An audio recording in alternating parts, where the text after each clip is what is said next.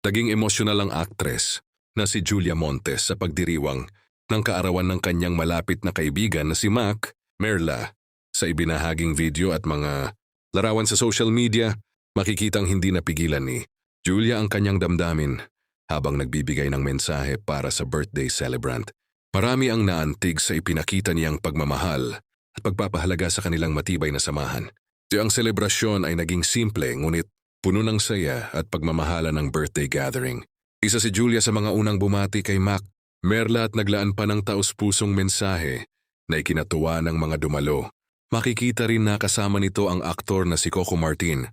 Yung kwilanto pa sa malalapit na kaibigan. Hindi naman nakaligtas sa mata ng mga netizen ang pagiging emosyonal ng aktres. Marami ang nagsabing bihira nilang makita si Julia na ganon. Ka-open sa kanyang nararamdaman, kaya naman lalo siyang hinangaan ng kanyang mga tagahanga. Umani rin ng maraming positibong komento ang naturang video sa social media. Bukod sa pagiging mahusay na aktres, pinuri rin si Julia dahil sa pagiging mapagkumbaba at tapat sa kanyang mga kaibigan. Ayon sa mga netizen, makikita sa kanyang kilos na tunay niyang pinahahalagahan ng mga taong naging bahagi ng kanyang buhay sa loob at labas ng showbiz.